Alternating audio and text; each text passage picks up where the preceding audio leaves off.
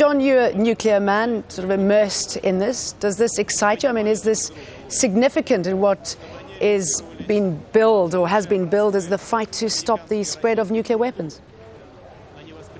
Well, more significant than I thought, actually. I mean, it seems that these two partners are now itching to make more agreement in other areas. Particularly of interest was the mentioned by both parties of tactical nuclear weapons, to actually bring some of those into control, also the missile defense system, and importantly Iran. Both mentioned Iran. Barack Obama said strong sanctions, but the Russian Federation said smart sanctions. So quite clearly there's been a lot of accord here, a lot of movement. What disappointing, I think, in one respect, was that Barack Obama sort of sidelined the importance of looking at France, Britain and China and their nuclear strategic stockpiles. That was put to one side. Didn't seem to be really high on the pecking order of importance. More important to these two leaders was terrorism, nuclear terrorism. And I think that's something that we'll have to see some progress on. Now, Medvedev mentioned the fact that both countries still have at least 1,550 nuclear warheads. I mean, those are enough to wipe out entire continents. So how does that work then? Well, the controlling factor here is not necessarily the warheads themselves. There are many more warheads, tactical warheads, as well as these strategic offensive warheads.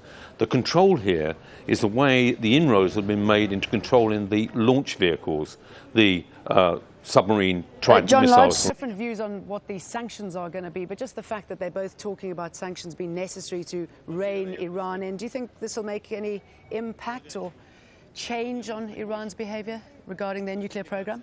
Well, it was absolutely essential for America to get the Russian Federation on board on this issue, because America has effectively disconnected itself from trading with Iran, so it doesn't really have the capability to actually apply physical sanctions in terms of equipment, etc. It just doesn't trade with Iran. What's interesting about the Russian Federation, it has the key input in the fact that it's building and commissioning the big civil nuclear power plant at Bushehr on the Iran's Gulf Coast. So it's that where the sanctions are likely to be applied. In other words, it will be Barack Obama's dream if the Russian Federation came completely on board and sealed up the nuclear fuel that goes into that nuclear reactor and managed the fuel that came out of the reactor, because this is where Iran's argument about enriching uranium for that reactor, that's why it justifies its enrichment program.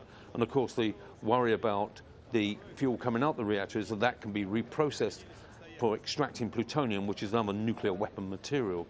So it's absolutely key to see that the Russian Federation is now on board on this issue, and it will be interesting to see the practicality of the sort of smart sanctions that refers to here.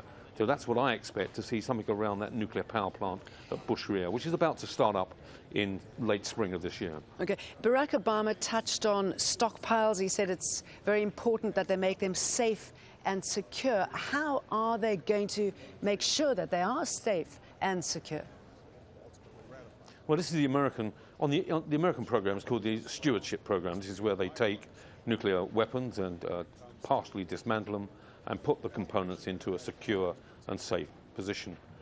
There's been some difficulties in the Russian Federation in maintaining their stocks safe and secure, and the Americans have raised a number of concerns about this.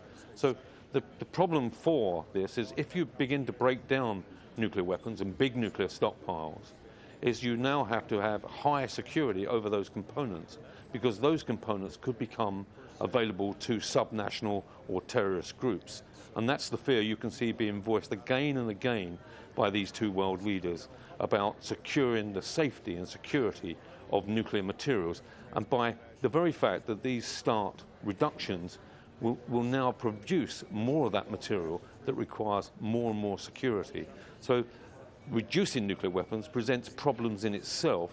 In the reduction of those nuclear weapons, you produce material that can be useful to terrorists.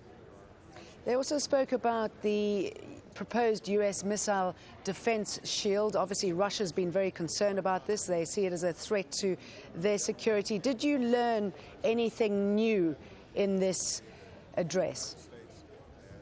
Well, it was important that the Russian Federation put upon, clearly the importance they put upon being able to choose how they deploy those nuclear weapons and nuclear launchers that they have under the START Treaty. In other words, the Russians can now deploy so many submarines or a number of bombers or a combination of land-based missiles. It doesn't have to agree to a specific pattern of deployment. So in other words, the Russian Federation and the Americans, of course, can dodge around any missile system that's put in. This is a flexibility that I think has enabled Russia to actually join and take account of the proposed American missile defense system. It's being able to use its own discretion on how it deploys those remaining nuclear weapons that it has. Okay, John Lodge, thanks very much for talking to us. Independent nuclear consultant talking to us from London. Lawrence, we're watching